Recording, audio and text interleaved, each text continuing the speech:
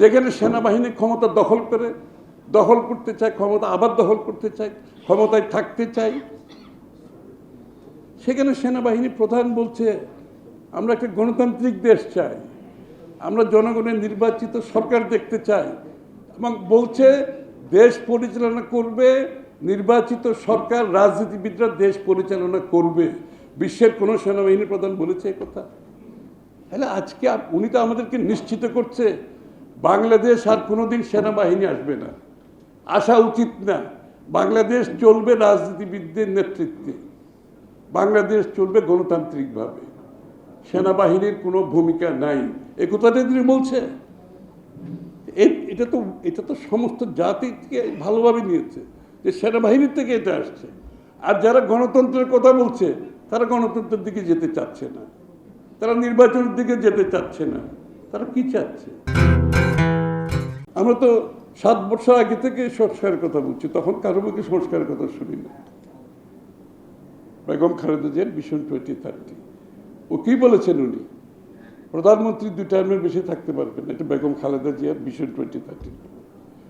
উচ্চকক্ষ 2 chamber, উচ্চকক্ষের কথা উনি বলেছেন 7 বছর আগে। প্রধানমন্ত্রী প্রেসিডেন্টের মধ্যে ক্ষমতার সমতা 7 বছর আগে বলেছে। তা আজকে নতুন কিছু শুনতেছি না তো, একই কথা তো আমরা আবারও বলছি। তো যারা আমাদেরকে সংস্কারের সবক দিতে চায় তাদের মুখ থেকে এগুলো আসে, এগুলো আমাদের কাছ থেকে আসছে। পরবর্তীতে 27 দফা, পরবর্তীতে আমাদের যাতে যুগপথে যারা আন্দোলন আছে তাদের দফাগুলো আমরা যোগ করে সাইফুল ভাইদের সহ আমাদের রাশেদ সহ আমরা এদিকে 31 দফায় নিয়ে গেছি। এবং তারপরেও বলেছে আর যদি কোনো সংস্কারের প্রয়োজন হয় আমরা উন্মুক্ত আছি, দেশবাসীকে বলেছি আপনারা জানান। তাহলে সংস্কার কি আর দিদি? এবং এই সংস্কার নিয়ে আমরা এই প্রস্তাব নিয়ে সারা বাংলাদেশের গ্রামে গ্রামে যাচ্ছি, শহরে শহরে যাচ্ছে, থানায় থানায় যাচ্ছে। কই যারা সংস্কারের কথা বলছে তারা তো যাচ্ছে এগুলা? তারা কি জনগণের কাছে নিয়ে যাচ্ছে এগুলো? আমরা তো নিয়ে যাচ্ছি জনগণের কাছে, এখনও চলছে। প্রত্যেক দিন বাংলাদেশের প্রত্যন্ত অঞ্চলে আমাদের 31 দফা সংস্কারের কথা নিয়ে যাচ্ছি, কারণ আমাদের কমিটমেন্ট আছে বলে আমরা এটা আমরা করবো, এই জন্য জনগণের কাছে নিয়ে যাচ্ছি। নাহলে তো চুপ করে বসে থাকতাম, ডিক্লেয়ার করে চুপ করে বসে থাকতাম। কিন্তু আমরা তো নিয়ে যাচ্ছি, এবং কিভাবে বাস্তবায়ন করব আগামী নির্বাচন করে সেটাও বলা আছে পরিষ্কারভাবে, যে আমরা একটা জাতীয় সরকারের মাধ্যমে আমরা এই 31 দফা বাস্তবায়ন করব। কারো কাছ থেকে তো পরিষ্কার কিছু আসে নাই। আমরা তো সব কিছু শুরু থেকে শেষ সব কিছু পরিষ্কারভাবে বলে দিয়েছি। তাহলে সংস্কারকে নির্বাচনের সাথে সাংঘর্ষিক কেন করা হচ্ছে? তার মানে অন্য কোনো উদ্দেশ্য আছে? আসলে সংস্কার না, আসলে অন্য কিছু, অন্য মতলব। তারপরে বিচারের কথা আসে, আরে কে বিচার করবে? আমাদের থেকে ভুক্তভোগী, আমাদের থেকে কষ্ট, আমাদের থেকে ত্যাগ কেউ করেছে? ইউনূস সাহেবের সাথে আমাদের ওখানে যে সভা ছিল, আমি বলা উচিত না তবু আমি ওখানে ভিতরে বলেছি, আপনারা যারা বিচার করতেছেন আওয়ামী লীগের, এই আপনারা যারা আছেন আমার থেকে বেশি ত্যাগ বেশি আপনাদের কেউ করেন। বিচার করলে আমরাই করব, আমাদের এই কমিটমেন্ট। আর আপনাদের বিচার সম্বন্ধে আমি কোনো মন্তব্য করতে চাই না, এটা অনেকেই বলছে এখানে। আপনারা কতটুকু করতে পেরেছেন আমরা দেখেছি। তবে যেটা আপনারা করবেন না, যাদেরকে বিচারের আওতায় আনবেন না, আমরা কিন্তু সেই দোষরদের বিচারের আওতায় আনব। একটা কথা বলে দিই, বিচার সরকার করে না। যারা বিচার সমাপ্তির কথা বলে, বিচার সরকার করে না, বিচার করে বিচার বিভাগ। যারা বিচারকে সরকার যখন বলে বিচার অমুক দিনে শেষ হয়ে যাবে, এতদিনে শেষ হয়ে যাবে, সেটা শেখ হাসিনার বিচার। অর্থাৎ বিচার বিভাগের উপর কোনো আস্থা নাই, সরকার বিচার করে দেবে। ওই বিচার তো বাংলাদেশে হলে আর গণতন্ত্র থাকবে না। আমরা তো বিচার বিভাগের স্বাধীনতার জন্য যুদ্ধ করেছি, তাই না? তো বিচার তো করবে বিচার বিভাগ, আদালত করবে। আমরা আনবো বিচারের আওতায়। আপনারা যতটুকু এনেছেন, যেটা পারেন না এটা আমরা নিয়ে আসবো, এবং বিচার বিভাগ সেই বিচার করবে। এটার সাথে নির্বাচনের কি সম্পর্ক? কোনো সম্পর্ক নেই। তাহলে এই বিষয়গুলো এনে আপনারা কি করতে চাচ্ছেন?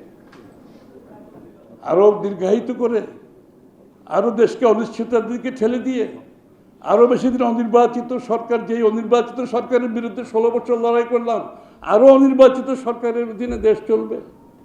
এটা কি হতে পারে নাকি কোনোদিন? আপনারা দেখেন, যখন আজকে ইন্টেরিয়াম গভর্নমেন্ট যখন শেখ হাসিনা পালিয়ে গেল, তাহলে এখানে কীভাবে বিষয়টাগুলো, ছাত্র জনতার আন্দোলন, সমস্ত রাজনৈতিক দলের আন্দোলন এবং আর্মি এটাকে ফ্যাসিলিটেট করেছে শেষে। এটাই তো শেখ হাসিনার প্রস্থানের ঘটনা। এবং আজকে যারা বসে আছেন, ডক্টর ইউনূস সহ সবাইকে এই 3 শক্তির সমর্থনে সবাই ঐক্যবদ্ধভাবে ওনাদেরকে এখানে বসিয়েছে। আর শেখ হাসিনা যখন আন্দোলন তুঙ্গে, সমস্ত দেশের মানুষের একটা শঙ্কা ছিল আর্মির ভূমিকা কী হবে, সেনাবাহিনীর ভূমিকা কী হবে, তাই না? যে সেনাবাহিনী না শেষ পর্যন্ত না আসলে তো কোনো আন্দোলন সফল হবে না বাংলাদেশে, আগেও এখন সবাই অপেক্ষা। সেনাবাহিনী প্রধান বক্তৃতা শোনার জন্য সারা বিশ্ব বসে আছে। সেনাবাহিনী প্রধান কি বলবে? সেনাবাহিনী প্রধান শেখ হাসিনা প্রস্থানের বক্তৃতা দিয়েছে, তো তখন তো সেনাবাহিনীর বক্তৃতা শুনতে আমাদের ভালো লাগছে না? খুবই ভালো লেগেছে। সবাই বুঝেছে সেনাবাহিনী জনগণের পক্ষে দাঁড়িয়েছে। তখন ওনার বক্তৃতার চেয়ে আর কোনো ভালো বক্তৃতা তো আমার সামনে আসার দরকার নেই, সেনাবাহিনীর বক্তৃতার জন্য অপেক্ষা।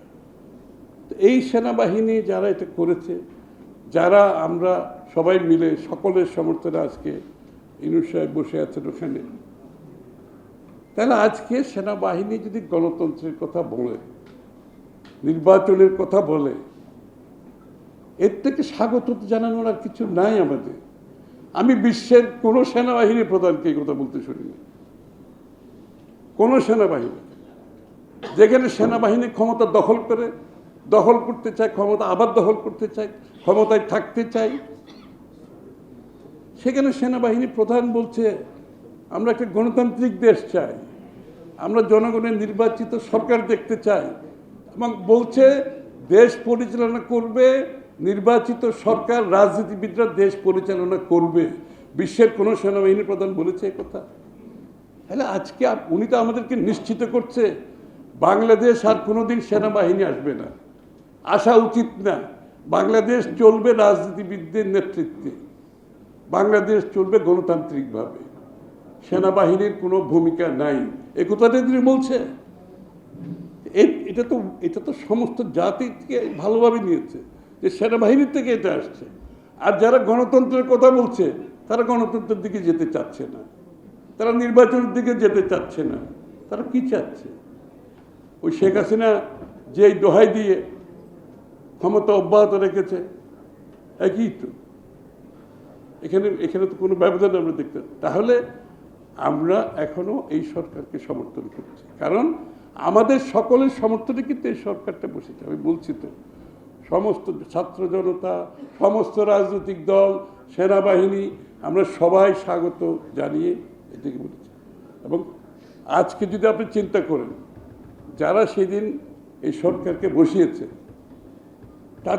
তাদের কতজন এখানে এখন ওই স্পিরিটের মধ্যে আছে, ঐক্যের মধ্যে আছে? কেন থাকবে না? না থাকলে এটার জন্য কাকে দোষারোপ করবেন আপনি? যদি সবাই যারা মিলে সেদিন করেছিল তারা যদি আজকে সরে যেতে চায়, তাহলে এটার জন্য কাকে দোষারোপ করবে? সেই ঐক্য কারা ভাঙছে? তারা কি গণতন্ত্রের বিপক্ষের শক্তি? তারা কি নির্বাচনকে ভয় পায়? নির্বাচন করতে ভয় পাওয়ার তো কিছু নাই।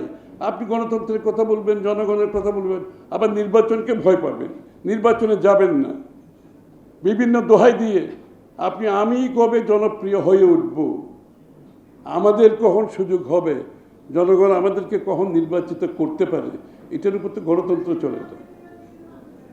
এটার উপর তো বাংলাদেশের মানুষের মালিকানা আমি কেড়ে নিতে পারবো না, তার গণতান্ত্রিক, রাজনৈতিক, সাংবিধানিক অধিকার কেড়ে নিতে পারবো না। সময় এসেছে ঐক্যবদ্ধভাবে, এই যে আজকে সাংবাদিক ভাইদের বলছি, তাদের নিরপেক্ষতা, তাদের মিডিয়ার স্বাধীনতা নির্ভর করবে দেশে যদি একটি গণতান্ত্রিক সরকার আছে কি নাই। একটি অগণতান্ত্রিক সরকার যদি সেটা যেই সরকারই হোক চলতেই থাকে, আপনি দেখবেন আপনাদের মিডিয়ার উপর নিয়ন্ত্রণ বাড়তে থাকবে। This are the golden rules.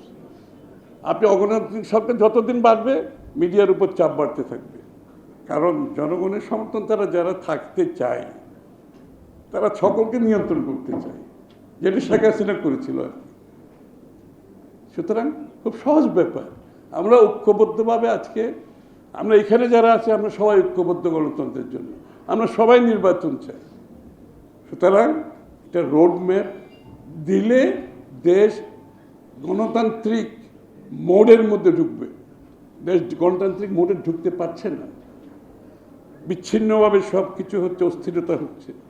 যে মুহূর্তে আপনি নির্বাচনের কথা বলবেন, রোডম্যাপ দেবেন, দেশ গণতান্ত্রিক মোডের মধ্যে ঢুকে যাবে, প্রক্রিয়ার মধ্যে ঢুকে যাবে। গণতন্ত্র তখন থেকে কাজ করতে শুরু করবে। সুতরাং আমরা বলবো সকলে শুনেন, যে কোনো সরকার যখন চলে যায় তখন বাংলাদেশে একটা অস্থিরতা হয়। ওই সরকারের লোকজনকে আমরা বিভিন্নভাবে তাদেরকে ওই যে ভিক্টিমাইজ করি, সেটা এগুলো আর কতদিন চলবে? সরকার আসবে, সরকার যাবে, সকলের সাথে আমাদের ভালো সম্পর্ক থাকতে হবে, সকল দলের মধ্যে কথাবার্তা বলতে হবে। সরকার যাওয়ার অর্থ নয় যে সেই সরকারের উপর সব কিছু দোষ চাপিয়ে দেব, আমরা সেটা চাই না। আমরা চাই ইন্টেরিয়াম গভর্নমেন্ট যাবে, সম্মানের সাথে যাবে। তারা যাওয়ার পরও বাংলাদেশের মানুষ, বাংলাদেশের রাজনৈতিক দলগুলোর সাথে তাদের একটা সুসম্পর্ক থাকতে হবে। তারা আমরা মিলে তো কাজ করতে হবে, সেটা কেয়ারটেকার হোক, বিএনপি হোক, অন্য দল হোক, দেশটা তো আমরা সকলে মিলে করতে হবে। সুতরাং সেই জায়গাটা যাতে নষ্ট না হয় এই অনুরোধ রেখে বিদায় নিচ্ছি। আসসালামু আলাইকুম।